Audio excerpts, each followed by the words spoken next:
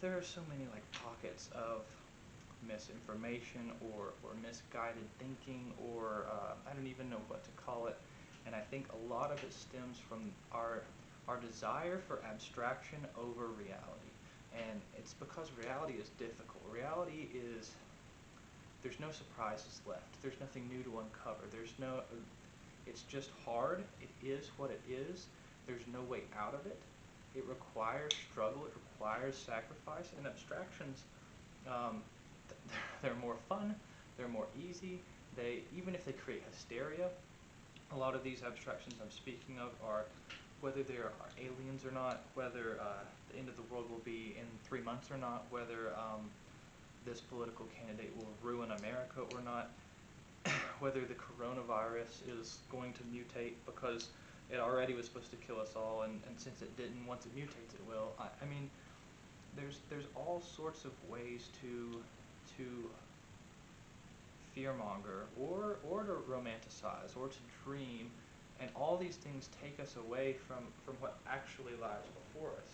The abstraction is easier and is a magnet toward the lazy and the imprudent and those who are not cautious with what they let their souls dwell on and what they occupy themselves with.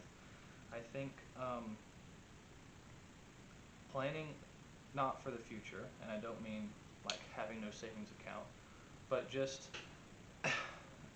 trusting other people. I think not dwelling on the past. They're really hard because those things are a comfort for our future reality, which is often painful, is often long, is often difficult, and we want a way around it, and we want to sort of numb ourselves to what we actually have to face.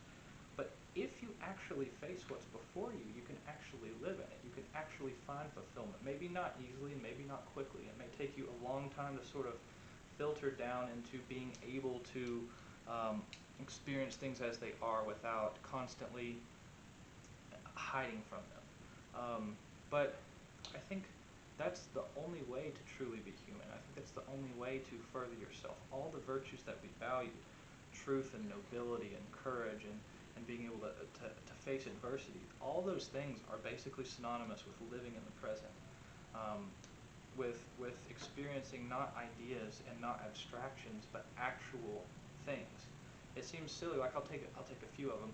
Thinking that the end of the world will be in, we'll say, 3 years. Okay, you could die now. You could die tonight, or you could die tomorrow. So the actual reality, you've had to cope with it ever since you were little and found out what death actually was. You've had to cope with the fact that you never know how long you're going to have. And then if you set a hard abstract date, it makes you go crazy. Or the fact that you think the economy is going to crash, so you make a bunker and you need to say, I need to have 6 months of food, I need to have farm animals. Without any of this, like, I won't be able to make it. It's like, well, where are you going to get those 6 months of food and farm animals? Well, I'm going to buy it all at the grocery store. Well, your distrust for the grocery store has led you to use the grocery store what's going to happen if the grocery stores are really so bad that no one can get food for 6 months and they all die out? After 6 months, you're going to die out as well.